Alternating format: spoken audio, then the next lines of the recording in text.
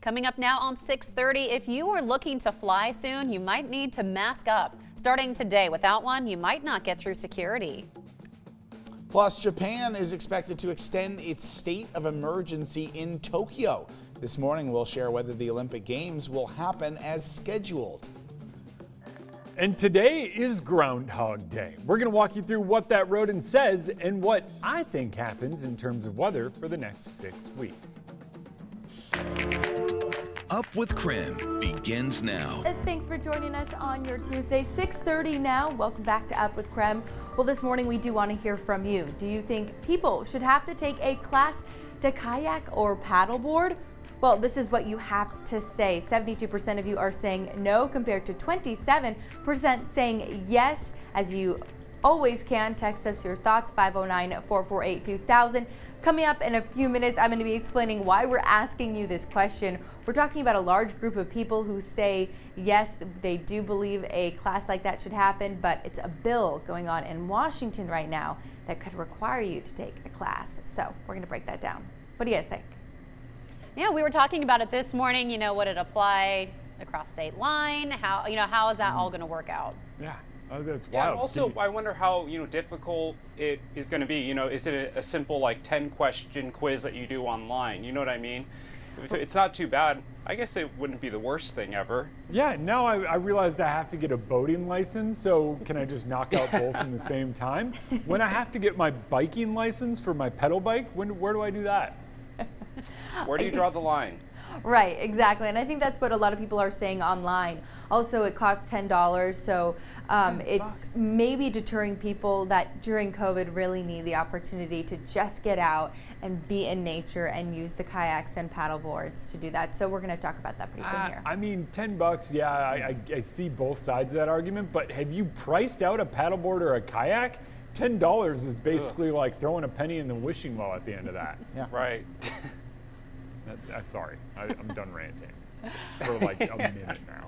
Well, we'll get back into that story here in a few minutes and hear what you at home have to say. But also, Jeremy, not quite paddleboarding or kayaking weather just yet, but it's starting to kind of feel like it these past couple days. Yeah, it really is. And I said I was done ranting for at least a minute, and I still have about 30 seconds. So already this morning, we've hit 50 degrees. It's a mild start to the day. Temperatures have dipped just a bit. We're down into the low 40s. 43 degrees right now as we kick things off early on this morning. And that 43 degrees is about where we are sitting across much of the inland northwest. Mild temperatures to start the day. We've got a little bit of moisture hanging out, but that moisture comes with the front that's moving through, and with that comes some wind. We've seen some strong wind gusts already this morning, but around 30 miles per hour is it. That is not enough to cause any widespread damage, so a bit of good news. This is one of our first days of a little bit of wind since all the way back when we saw our big windstorm. For now, know that it really just comes with moisture. That moisture moves in out of the southwest. We'll likely see a couple of showers here in Spokane this morning, but don't expect anything overly widespread or wet. Eventually that works its way out this afternoon. We'll see a little bit of sunshine later on today, then another push of moisture early tomorrow morning. We'll walk you through what that means for you coming up a little bit later on, but here's what you need to know. Temperatures dip a little more, and then we'll start to climb back up, but I think we really settle about where we are right now in the afternoon. Just know we've already seen 50 degrees earlier this morning.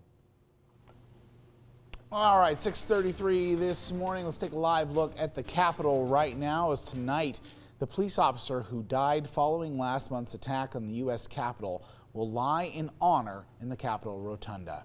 Officer Brian Sicknick died after being hit in the head with a fire extinguisher. It happened when a group of pro-Trump supporters stormed the Capitol building on January 6th, and he later died at the hospital. Now, a ceremonial arrival will take place tonight, followed by a viewing tomorrow morning. Members of Congress will have a chance to attend that viewing. Three things to know about the coronavirus today. So let's get right to it. Happening today, travelers will be required to wear masks while passing through TSA airport checkpoints.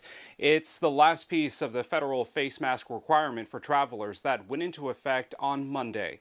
Masks are also required on commercial aircrafts, trains, and all forms of public transportation, and you need to wear a mask while waiting at airports, train stations, and bus stops. Passengers who refuse can now be fined. Number 2, data from the CDC shows that less than half of nursing home staff are getting the vaccine. The agency looked at more than 11,000 nursing homes that had at least one vaccination event between December and January.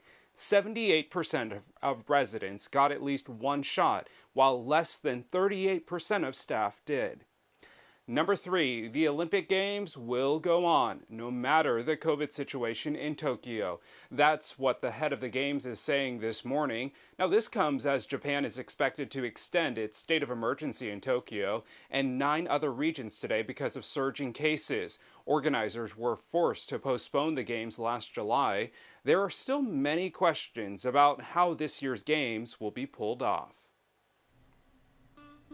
Switching gears and taking a look at what's trending online this morning, it's a Washington bill that has a lot of people upset. Let's see if you feel the same way this morning. So the bill would actually require anyone operating a kayak or stand-up paddleboard in Washington to take a boater education course and also purchase an education card for $10. So we have a live poll online this morning. Head over to Twitter and you could vote. Text us also your thoughts. So right now, 71% of you are saying that no, we don't think we need this. 28% are saying you do. So what do you think? I'm going to break it down and give you a little bit more information. So the House Bill 1018 would require any human operating a human-powered vessel in Washington, this includes kayaks, canoes, rafts, stand-up paddleboards, as you see here, to take a boater education course and purchase a boater education card for $10, as I was saying. Now, if you're caught without one under the bill, you can see an infraction, but the penalty would be waived if a boater provided proof to the court within 60 days that they did get this education card and took the class. Now, people are not happy about this proposed bill. More than 11,000 people signed this petition on change.org against it. Now, 5 Washington state representatives are actually sponsoring the bill that was introduced in the beginning of January. So some of you have already texted us your thoughts on this, and we're going to take a look at those right now. One says, no, a license for kayaks and stand-up paddleboards are ridiculous.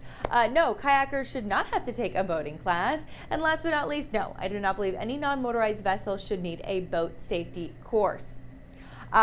So most of you this morning are saying, no, we don't need it. I think the idea that, especially during COVID, getting people outside, energized and excited about spending time in the water, this could now deter that. Oh yeah, absolutely. Think about having to go to your stand-up paddleboard yoga class and being like, oh, forgot my little license thing, got to go back and get it. What if the stand-up paddleboard police show up? Yeah, and I have a question about Dana Marie's GIF. She posted a GIF of a dog also falling in. So where do you draw the line? Will the dog have to take some sort of license? I don't know. It just seems like a little bit of overreach there. I agree. At first I tried to think, tried to play devil's advocate and think, well, maybe someone might be like, I don't want someone out on the river with me that doesn't know what they're doing. And it's like, I think this is one of those situations where I don't think you're going to run into that a lot. So I have some serious questions about this. Yeah, like people going on stand-up paddleboards or kayaks tend to know what they're doing. Those are 2 items that you're not going to just go, oh, you know what I'm going to do? I'm going to go paddle out into that raging open ocean on this paddleboard because I think it looks fun. Yeah, well, a lot of comments there. Let us know what you think. We'll be talking about this all morning. Dana Marie, thank you so much. Well, this morning, help is on the way for seniors struggling to book online appointments to get the COVID-19 vaccine. After the break, how the state is working to address that issue. And coming up, we are taking a closer look at the groundhog, letting you know what I think he's on to this year. He might be right for once. Well, I'll break it all down for you coming up after the break.